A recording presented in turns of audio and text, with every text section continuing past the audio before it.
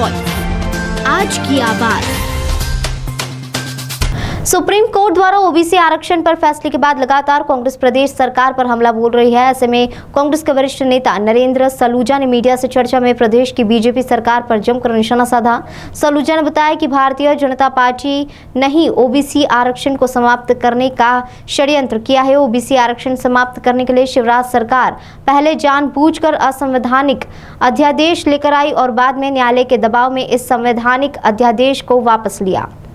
भाजपा की सरकार ने ओबीसी के खिलाफ यह जो काम किया है, यह राष्ट्रीय स्वयंसेवक संघ और भारतीय जनता पार्टी के गुप्त एजेंडे का हिस्सा है। कांग्रेस पार्टी ने जब भी ओबीसी वर्ग को कोई अधिकार दिया है, तब बीजेपी ने चोर रास्ते से ओबीसी से यह अधिकार छीनने का काम किया है। नरेंद्र सलूजा ने बताया कि सन 2003 में कांग्रेस की सरकार ने ओबीसी का आरक्षण बढ़ाकर 14 से 27% किया था, लेकिन उसके बाद से बनी बीजेपी सरकार ने अगले 15 साल में अदालतों में एकदम खराब पैरवी करके ओबीसी के 27% आरक्षण को समाप्त हो जाने दिया। सन 2018 में जब कमलनाथ के नेतृत्व में फिर से कांग्रेस की सरकार बनी, तो कांग्रेसी सरकार ने ओबीसी को एक बार फिर 27% आरक्षण दिया। इस आरक्षण को वर्तमान शिवराज सिंह चौहान की सरकार ने अदालतों में गलत तथ्य रखे, जिससे धीरे धीरे खत्म करती जा रही है। इंदौर शहर कांग्रेस कमेटी, जिला कांग्रेस कमेटी के संयुक्त तत्वावधान में आज ये पत्रकार वार्ता आयोजित की गई है। सभी सम्मानीय पत्रकार साथियों का अभिनंदन। हमारे साथ मंच पर इंदौर शहर कांग्रेस कमेटी के जांबाज सक्रिय ऊर्जावान अध्यक्ष विनय बाकलीवाल जी, विधायक संजय शुक्ला जी, जिला कांग्रेस कमेटी के हमारे सक्रिय अध्यक्ष सदाशिव यादव जी, प्रवक्ता रवि डांगी जी, सन्नी राजपाल उपस्थित हैं। आप सभी का हार्दिक अभिनंदन, स्वागत। जैसा कि आप सभी को पता है कि 10 मई 2022 को सुप्रीम कोर्ट का निर्देश आया ओबीसी आरक्षण मामले पर। जिस प्रकार से टिप्पणी सुप्रीम कोर्ट ने अपने निर्णय के अंदर करी, उससे यह साबित हो गया कि शिवराज सरकार ओबीसी विरोधी है और शिवराज सरकार चाहती नहीं कि ओबीसी वर्ग को उसके हित को देखते हुए बढ़े हुए आरक्षण का लाभ मिले।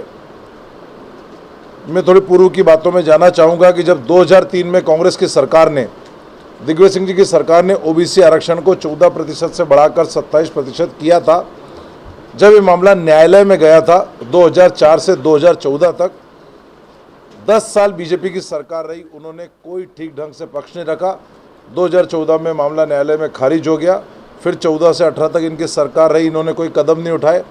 उसके बाद जब कमलनाथ जी की सरकार 2018 में आई, तो 8 मार्च 2019 को कमलनाथ जी सरकार ने निर्णय लेते हुए ओबीसी आरक्षण को 14% से बढ़ाकर 27% किया।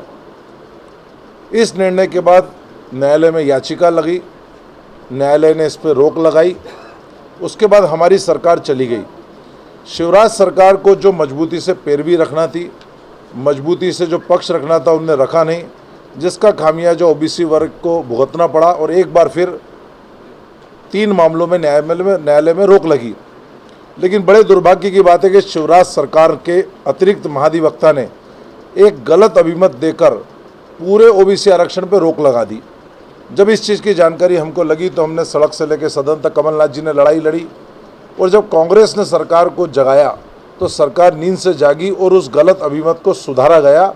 वापस से महाधिवक्ता ने एक सही अभिमत दिया कि जिन मामलों में स्थगन है, मेडिकल भर्ती और 3 मामलों में, उनको छोड़कर बाकी पे कोई रोक नहीं है, तो ओबीसी वर्ग को न्याय का रास्ता साफ हुआ। उसके बाद कमलनाथ सरकार ने निर्णय लिया कि प्रदेश के अंदर पंचायत चुनाव और नगरीय निकाय के चुनाव हो, उसको लेके जो संवैधानिक प्रावधान है रोटेशन का, उसको हमने लागू किया, परिसीमन कराया। लेकिन